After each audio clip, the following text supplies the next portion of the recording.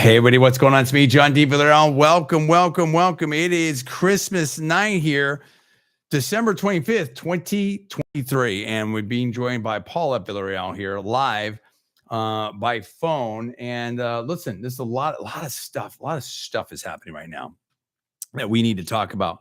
Paul, I mean, listen, we have a lot of things happening right now. I mean, there's a new ruling here by the Supreme Court, a very recent ruling that kind of slows up the special counsel here with in terms of the speed of which the trial is going to go forward here. We're going to talk about a lot of politics right now. We're going to go through a lot of different things, talk about some Christmas. It's going to be a very short show, but I just want to kind of bring some activity here. We want to talk about some things. It is Christmas, and we just really need to, because the news doesn't stop, and we don't stop, so we need to bring it to you right now. What happened here? Jack Smith, the Supreme Court, they were trying to leapfrog the, I believe, in my opinion, if I remember correctly, I'm not alleging anything, the appellate court. Give us the situation that's going on right now, Paul. Hello? Yes, go ahead. What's going on? Talk to Okay, us about sorry the whole about that. Yeah, you're fine. Sorry about that. I just lost you for just a second. So what's going on, John, is that as you mentioned, special counsel Jack Smith, President Trump argued in his case that he has immunity, presidential immunity, that for him to do what he did in reviewing the election, basically, or what is alleged as election interference or trying to overturn the election. And so President Trump argued in the D.C. court of Judge Chutkan, I believe is her name, that he has immunity. And so that she said that he does not have immunity. She ruled that. And so once she made that ruling, Trump's team appealed it to the D.C. appellate court, as you mentioned. And that was going to slow things down. It was going to take more time for that to be ruled upon. And then it would, then we'd have to go from there. Well, what special counsel Jack Smith did is, instead of waiting for that ruling, he jumped the court, as you just said, and tried to take it directly to the Supreme Court and ask them to rule on the immunity issue. And the Supreme Court declined to do that. And I believe there was no dissent on that decision, meaning none of the judges thought that they should take up the case before the D.C. Appellate Court, Appeals Court, had a chance to rule on it. As you mentioned, this is likely to slow down the trial. Now, I've heard different good lawyers saying, look, probably makes it pretty difficult to have the trial before the election, because it's going to take several months, it seems, to get a ruling on this before you can go back into where the trial is taking place. This is kind of a separate thing that has to come back to this. I also want to say something that's also relevant to this case is that the Supreme Court has taken up what's known as the Fisher case. I think we mentioned this before on the show. It is talking about whether or not the claim that various people, I think including President Trump, technically obstructed an official proceeding. So the 2 of the 4 counts against President Trump involved this issue. And so the Supreme Court is going to rule on this. That might also delay things, or it might affect Trump's trial. If they rule that this is not obstruction, that might change the course of his trial, or it just might make it look different. I don't know if it'll delay it, but it could certainly affect it. But yes, so the overall thing here is exactly what you said. Supreme Court not taking this case is likely to slow it down, and this may delay the trial beyond the election. Give us a sense of the politics right now. I mean, there's a lot. I mean, we are so close now, like 20 days. Let's call it about 3 weeks. Let's call it about 3 weeks, plus or minus, right? About 3 weeks until the Iowa caucuses. So primary season is pretty much here. As soon as we hit the first of the year, it's pretty much on. And you've got reports out there about some issues in the DeSantis campaign. Supposedly there's a Nikki Haley surge. I don't fully believe that. I guess Governor Christie, I thought there was maybe a story about how his campaign may have been stalling. Vivek, is out there doing some media appearances.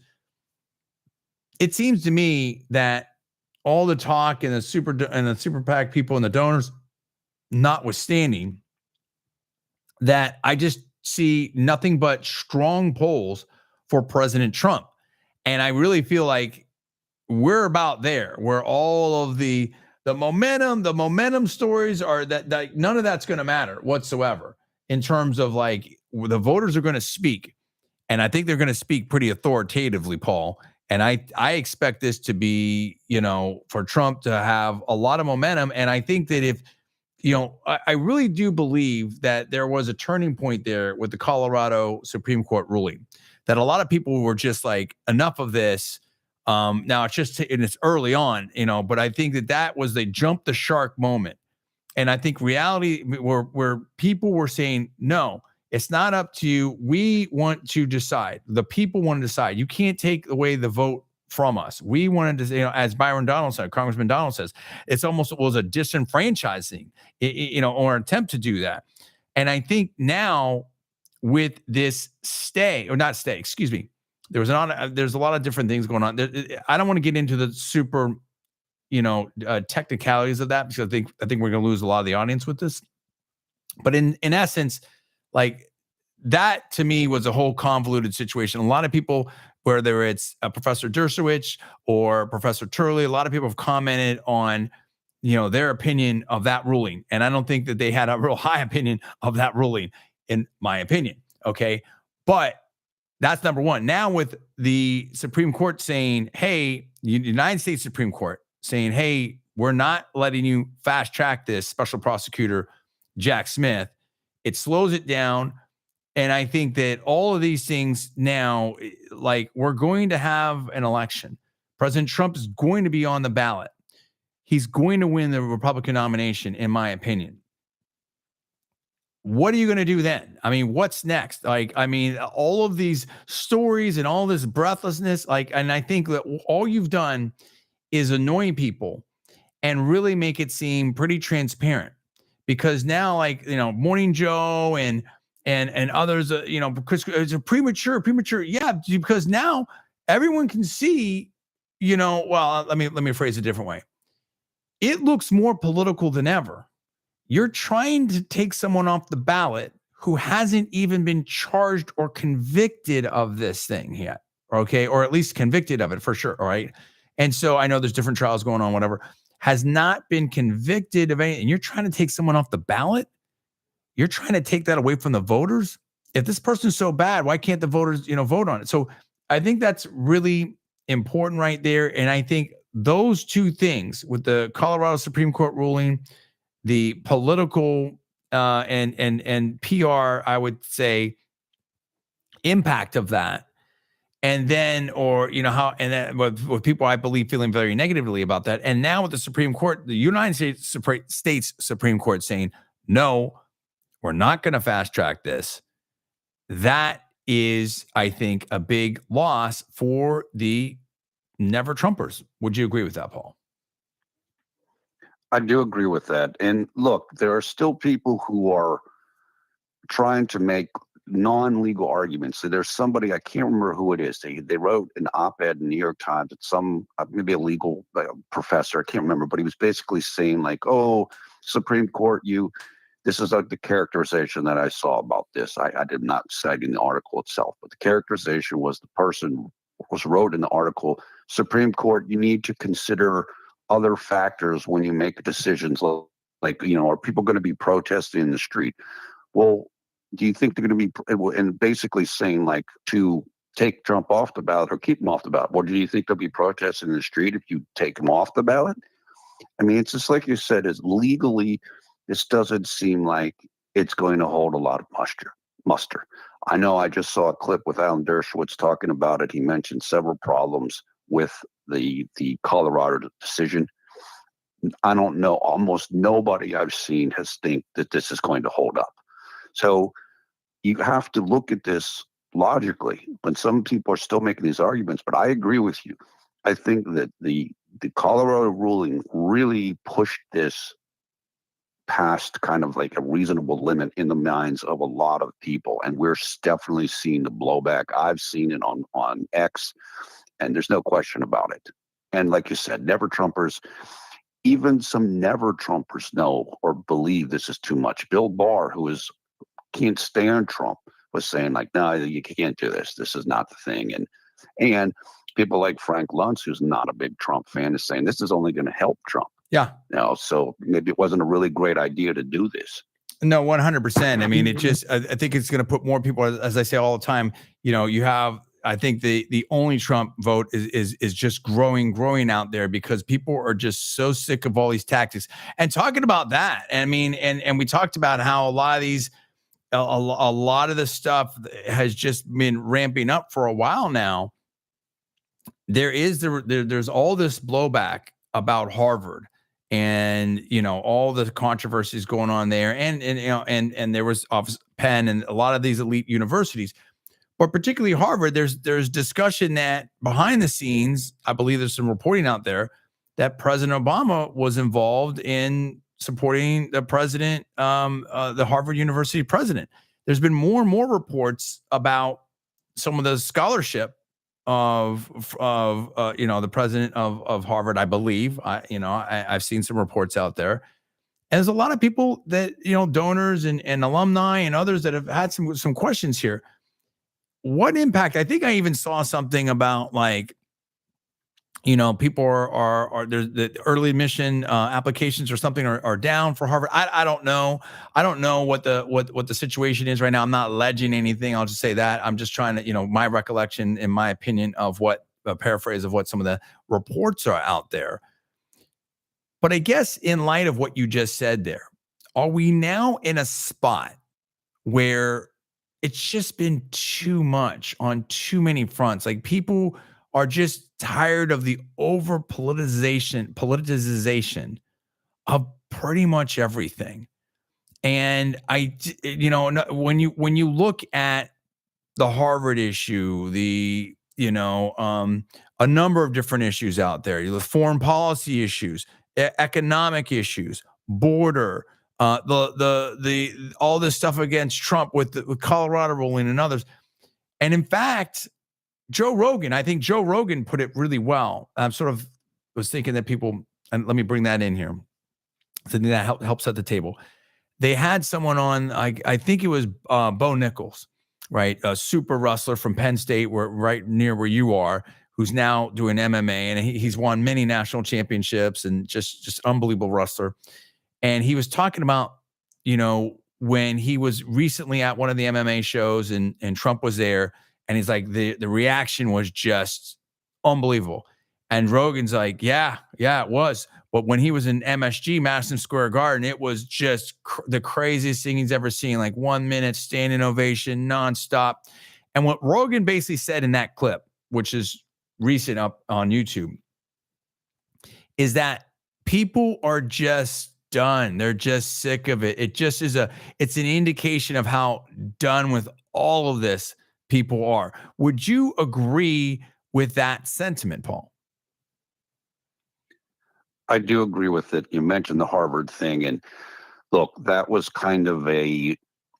think that was kind of a nexus or a funnel moment for a lot of these cultural issues. And of course, that was around the time when the three college presidents went and testified to Congress, and it didn't go well. And then there was a backlash to that. And then there's been this kind of continuing saga with the Harvard presidents since then.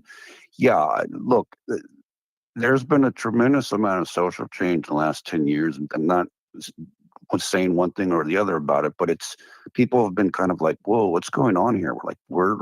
Things are drastically altering so quickly.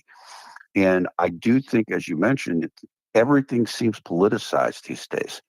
And I think people are tired of it. And I just don't think that a lot of people feel like this is what you expect to see here in America. Like trying to take somebody off the ballot, these types of things, it just seems too much. So I agree with you. I think that the Harvard thing did wake a lot of people up, not just the Harvard thing, but various protests on different campuses in recent weeks has been kind of like, whoa, we didn't expect some of these things. And yeah, look, it's I do think that it's kind of like a tipping point. I do think that, and I think people are, once they get an opportunity to kind of push back on this, they're taking it. And yeah, that's what we're seeing right now, in my opinion. Yeah, and I'm seeing a lot of other things about how Washington is kind of preparing for, another Trump term and things of that nature. You're seeing some of those stories kind of bubble up out there. It's still really going to be surprising to me, like how the insider Republicans sort of respond to this, like what they're going to do. Are they going to, coalesce around Trump or not? I do feel like there's this wannabe, primary on the Republican side by some people that are in the media, and I just don't think. I think all that's going to collapse so fast. It's not even funny. Like, I mean, I just don't think that. I don't think there's a real route, a path to a significant, serious path for victory for any of these candidates. Post South Carolina and even before that. I mean, okay, so let's say that possibly. I mean, if you start losing 2-3 in a row, I don't know. I mean, I just think that like Trump has done so much by being chill when they have to cover him and he starts winning these primaries by 20, 30 points. I mean, and it's just going to be unbelievable.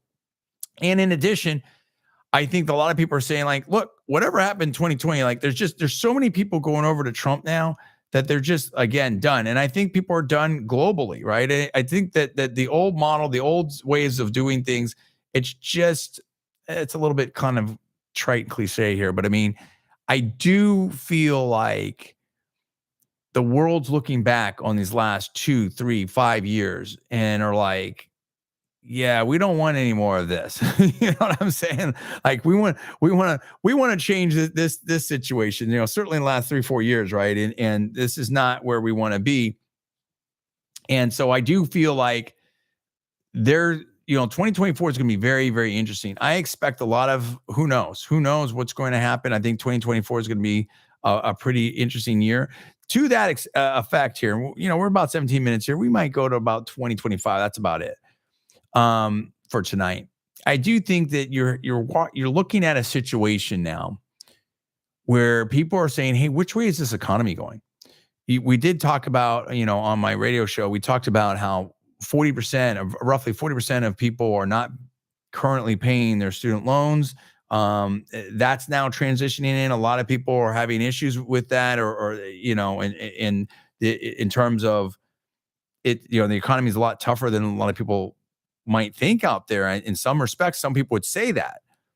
Other people are like, no, it's going to be a softer landing. So there's definitely a difference of opinions there. You see the markets are reacting certain ways. But there was one economist, and I lost the citation. I can't remember who it is, that is just making a dire prediction for 2024 in that respect, saying like we could see just a collapse to the level of the Great Depression. Real estate market maybe going down 50%, stock market going down much more than that. I don't know about all that, but I do think that, there was a stat that they threw out that there was just so trillions and trillions and trillions of dollars that were put into the economy recently. And it's, look, I mean, at some point you have to reconcile these things when you've got that much money printing. And you have people that still are maybe not participating in the labor market, or they want to remote work. There's still a lot of problems out there with commercial real estate, home affordability. There's some real deep, serious issues here. And I don't know, like, tie it back to the politics, what's going to happen with this economy. And I think there's a reality it's hitting. We're seeing it I'll throw another thing on the table. We're seeing it in the automotive space right here. I'm seeing dealers now, principals and people that own not just one dealer, but like a bunch of dealerships saying, hey, you just had Buick that said, I think there's buyouts, I think, of half the dealers because of the EV push. Ford, GM. There's a lot of these things that's this heavy push towards EVs. it's not, I think there was a stat like only 8% of the market is buying EVs and half of that is Tesla. So that leaves what, 4% for, how many dealers and how many manufacturers out there. That's not the market that I think they were thinking or hoping that it was going to be, not today in 2023 and 2024. So then what? You know what I mean? Like, I think all of this politicization, if you will, or hopes or whatever, is starting to run into reality. And that's why I said 2023 was going to be the year that reality hit, and 2024, which we're all about up to, is going to be, if you will, the revenge of reality, and all that. And so, do you believe now? What's your feeling? What's your gut take on 2024 economically, number one? And number two, when you combine that with the politics, Biden's approval ratings are as low as they've ever been, right? And maybe the lowest historically for, any president in recent history, I believe. We still have almost a year to go for this election. What do you think is going to be the political impact of a struggling economy if we're still struggling out there? What's your take on those two things? Well, it can be devastating politically. Look, we've talked about this before. This area where I live in Pennsylvania, it's mostly rural. A lot of people here aren't that wealthy, which is totally cool, which is completely fine. There are many people here having a difficult time right now. I've told you about a video I saw on X of a woman who lives in central Pennsylvania complaining that she and her husband, who both work, can't make enough money to support their family. So while the stock markets are soaring right now, people on the top end, I think, are doing pretty good, but people on the lower end and the middle end aren't doing so great. And of course, that's the bulk of the people. I feel it. I see it here. And we know they don't want to talk about Bidenomics or anything anymore. So if that doesn't improve, I don't know how much it can improve in 11 months, or at least the feeling of it improving can change. I think it's going to be a massive problem for President Biden. I don't think there's any doubt about that. Look, I'll tell you, I watch a fair amount of Trump's rallies, most of them. He is out there saying populist stuff like, look, the rich are getting richer with the stock market, basically implying, no, you're not getting richer, but they are. And so he's making it an issue. And I think that the average person doesn't feel like things are going that well economically. They feel the inflation. They're getting less for their dollar. And they want to go back a couple of years ago when they felt better. And I guarantee you, I know this because I've seen interviews with people like in places like the Bronx, where they're like, yeah, we need Trump back. I have more money. People are doing better. Me, my friends, we were doing better. So that's going to help Trump and hurt Biden if it stays like that. And again, I don't know how much it's going to change right now. That's just my own personal opinion. Even if the economy supposedly comes in for a soft landing, do people feel that? I mean, right now nobody's feeling like that. That's just my own personal opinion of the average person. Yeah, I hear you. I think it's pretty crazy. I think it's a tough deal. And I think that 2024, I mean, do you think that 2024 is going to be worse economically or better or same? I'm not sure. I mean, look, we have to see what happens with the Fed, where the rates are and everything. I think it could get worse. Now, as we both know, there could be an effort to kind of hold back the potential pain until after the election. But who knows? I mean, maybe things get tougher before then. I'm not sure. I don't personally have the opinion that it's going to be better. But I don't know. We'll have to see. Yeah, we're saying the savings rates, I think, have been declining and stuff. I mean, real estate is definitely still tough. You've got loan payments that are kicking back in for people. I don't know. I mean, the consumer, it'll be very interesting to see what happened with this, with the Christmas and with the holiday season spending. It'll be very interesting to see what happened there. There's a lot of stuff going on, but I still feel like, the message, again, when you combine what people are feeling out there with the last 3 years, 4 years with the current situation economically, with the whole, we're talking about populism, with the whole Supreme Court ruling in Colorado Supreme Court ruling. It's like people want to know that they basically, have an input in their government, right? I mean, that's a really, really important thing. So listen, there's so many things to talk about. Let's talk about very, very quickly here. Christmas 2023, we're getting ready for New Year's and everything like that. I mean, what do you say? I mean, what do you look forward in generally? Forget about politics for a second for 2024. What's your expectation for this year? Well, I'm looking forward to hopefully, we'll see. I might be relocating where I'm living at. Hopefully things could just go better for the world. There could be less strife. I mean, just less conflict around the world. There's that we've seen right now. That would be good. I have some hopes about that.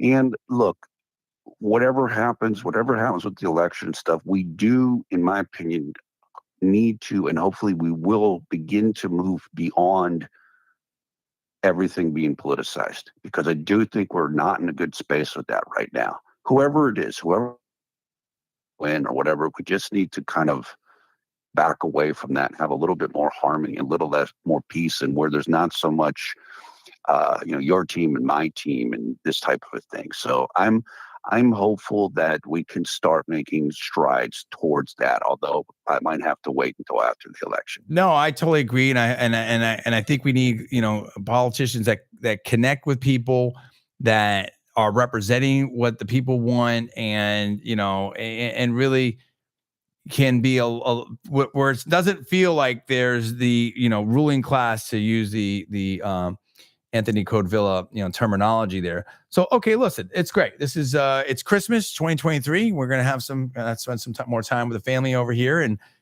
I wanted to wish you a Merry Christmas too, Paul, and wish the viewers a Merry Christmas. And just, we normally do a live show. I did the had the tape show on the radio, but we wanted to go ahead and bring a real live show here on Christmas 2023. We hope everyone's having a great time out there. So for Paul, I'm John. Thanks so much for watching. We will see you next time. Merry Christmas and happy holidays.